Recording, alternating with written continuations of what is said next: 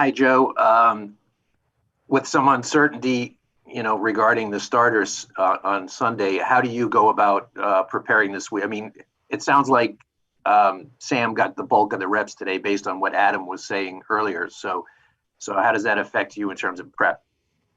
Yeah, hey, I mean, I've done it, still probably most of the year this year. I've kind of had to do it from the backups perspective and just be prepared mentally as best as I can without taking the reps. The physical side of it just has to be ready to go game day and make sure everything is as tied up mentally as I can be without being out there and seeing it all. It's just part of the course, though, for me at this point.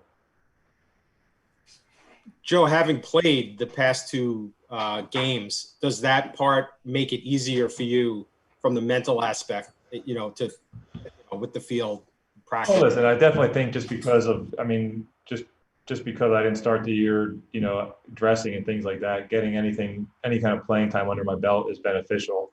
I don't know if it specifically helps in a week-to-week situation, but I'm sure it has some benefit.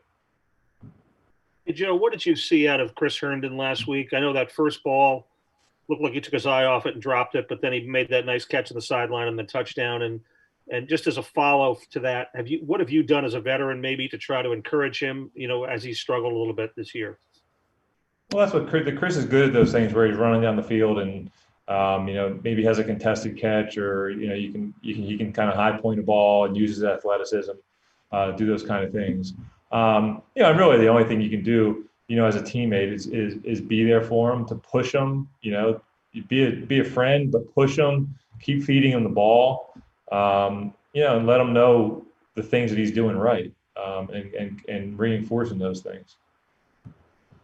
Is it hard after that first drop, that first play there, human nature is kind of a here we go again, we're going to have another one of these games kind of thing. But he turned it around pretty quickly with the long catch and obviously the touchdown. Yeah. Hey, obviously when the plays happen where, you don't catch them or you don't make the throw, it's obviously a letdown, but it's a 60-minute football game, and you have to be locked in for that full time. You're going to go through ups and downs in the course of a game, and you have to be able to kind of weather the storm and move on as best as you can. So I think as football players, we're used to doing that, and it's good to see him kind of be able to put that behind him and move on. What did he do well on that touchdown play, the 6-yarder there? Well, he was in the right spot. I mean, that's the biggest thing. And obviously everybody saw the physical part of it, of turning around, making the catch, getting his feet down, all those things. But the biggest part of it from a quarterback perspective is making sure he's getting to the right spot on the field, in the right timing of the play, so that I can actually make that throw and he can have the chance to come down with it. So I think those are the things that, he still probably is progressing on and getting better at. So it was good to see him, kind of be in that right spot at the right time. Joe, I know it was his first day back on the field, but how did Sam look in practice today? Yeah, he looked good. He was running around out there throwing the ball well. His arm looked live. I mean, that's really, most of what you can gather out there today. But I thought his arm looked like the ball looked like it was spinning and coming at guys. So I thought he looked really good. Joe, how much did you do today in team period? Just individual and one-on-one, stuff like that. Scout team reps.